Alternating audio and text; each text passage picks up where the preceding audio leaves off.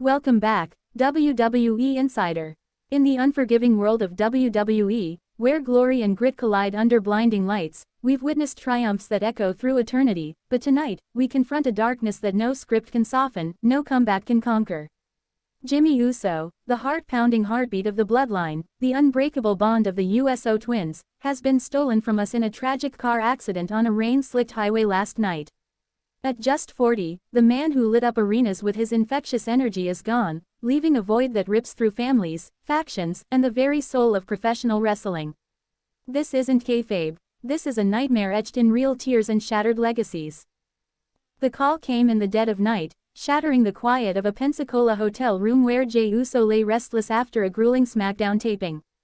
His phone buzzed like a harbinger, the voice on the other end, a state trooper, delivering words that turned Jey's world to ash. "I'm sorry, sir, your brother didn't make it." Jey dropped the phone, his knees buckling against the carpet, a guttural wail escaping him that echoed down the empty hallway. Crew members rushed in, faces pale, but nothing could staunch the flood of grief pouring from the man who'd shared every high and low with Jimmy since they were kids kicking dirt in their father's backyard ring. Please like, share, and subscribe for more WWE content. In moments like this, your support means everything. It fuels us to honor the fallen, to peel back the glamour and reveal the raw humanity that binds us all in this wild ride called wrestling. Backstage at tonight's Raw, the air hangs heavy with unspoken sorrow, a fog of disbelief that clings to every corner.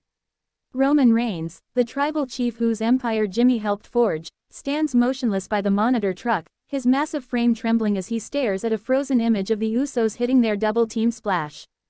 The betrayal hits him like a spear he never saw coming, not from an opponent, but from fate itself, stealing away the cousin who stood by him through bloodline betrayals and brutal wars.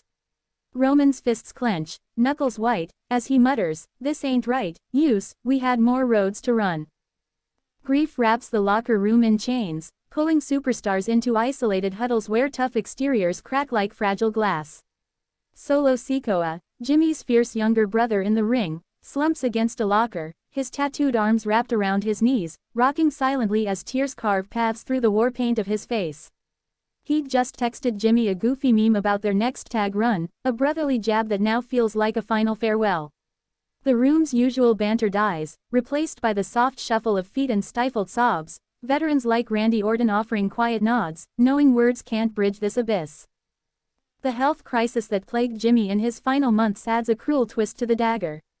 He'd been pushing through nagging back injuries from years of high-flying dives and punishing bloodline beatdowns, popping painkillers like candy to keep the smile on for the fans. Insiders whisper he ignored the warning signs, a persistent cough, dizzy spells during workouts, dismissing them as just the grind. His wife, Naomi, begged him to see a specialist, her voice breaking in late-night arguments, "You're not invincible, baby." But Jimmy, ever the warrior, waved it off, not knowing his body was a ticking clock racing toward that fatal skid on I-10. Scandal shadows the morning like an uninvited ghost. Just weeks ago, rumors swirled of a heated fallout within the bloodline, Jimmy allegedly clashing with Solo over creative directions, whispers of Jimmy shopping singles runs behind Roman's back. Tabloids feasted on leaked texts, painting Jimmy as the disloyal twin, the one fracturing the family empire for personal glory.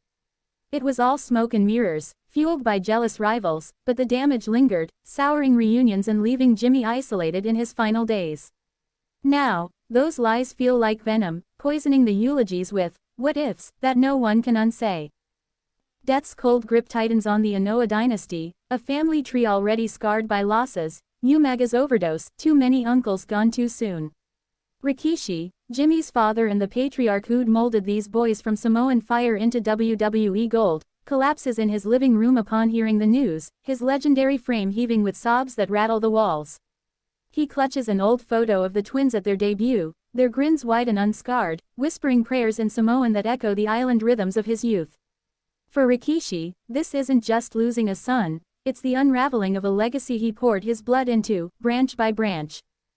Family breakdowns erupt in the aftermath, fault lines cracking wide open. Jey's wife, quiet and steadfast, holds him as he shatters, but tensions simmer with their extended kin, cousins pointing fingers at the road life that stole Jimmy from us all. Naomi, Jimmy's rock through every title reign and heartbreak hotel stay, wanders their Florida home in a daze, her WWE gear strewn across the floor like discarded dreams. She snaps at well-meaning relatives who murmur about fate's plan, her grief twisting into rage. He was supposed to come home tomorrow. The Usos' children, too young to grasp the void, cling to aunts and uncles, their innocent questions slicing deeper than any blade. Backstage tension coils like a spring ready to snap. At the arena, creative scrambles in hushed tones. Did they dedicate the show, rewrite feuds, or let the silence speak? Triple H paces the production truck, his game face slipping as he recalls mentoring the twins, their laughter cutting through the chaos of early NXT days. Paul Levesque pulls Jay aside in a dim corridor, hand on his shoulder, voice gravelly, "Take the time, brother. We're family here." But Jay's eyes, red-rimmed and distant, betray the storm inside. No hiatus can mend this fracture. The fans, the beating heart of WWE, pour their sorrow into a digital deluge.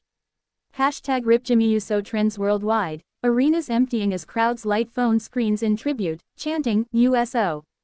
In waves that crash like ocean swells back home in Samoa. Yet betrayal lurks in the fringes, trolls dredging up old scandals, accusing Jimmy of steroid whispers or backstage diva fits, their venom a stark contrast to the love-flooding arenas. One viral clip shows a fan at a house show, sign trembling in hand. "Jimmy, you were our day one," her tears mirroring the millions who've lost a hero who made them feel seen. Jay's isolation deepens the wound. Once inseparable, the twin bond now feels like a phantom limb, every mirror reflection a cruel echo of Jimmy's smirk, every quiet moment a scream of absence. He wanders the empty ring post-show, fingers tracing the turnbuckle where they'd sink their superkicks, his breath hitching as memories flood. Childhood scraps in the yard, first WWE contracts signed in tandem, betrayals weathered side by side against Roman's iron rule. "We were supposed to retire together, Use," Jay whispers to the shadows, the words dissolving into the ether. Naomi's health teeters on the brink, her once fiery spirit dimmed by a grief that manifests in sleepless vigils and fainting spells from barely eaten meals.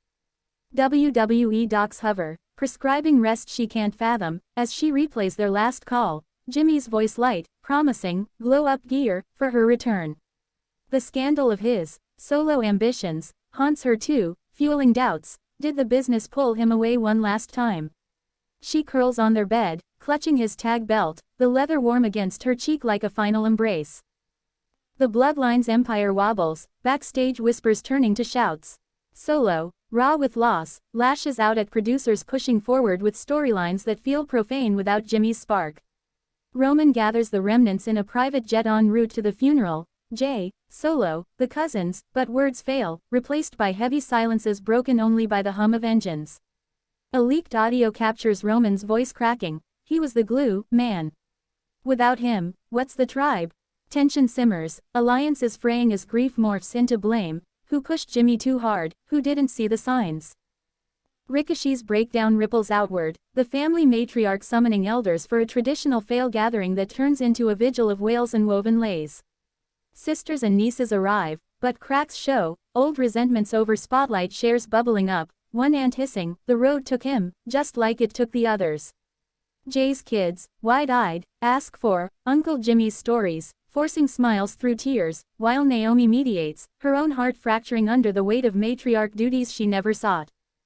Fans' vigils build to a crescendo, spontaneous use chants echoing outside arenas, floral tributes piling at the Pensacola airport where Jimmy's flight was grounded forever.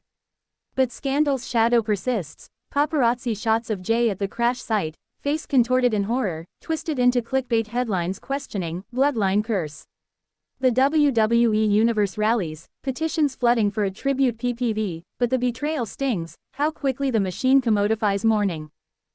Jay's first solo promo looms, a raw unscripted gut punch booked for next week's SmackDown.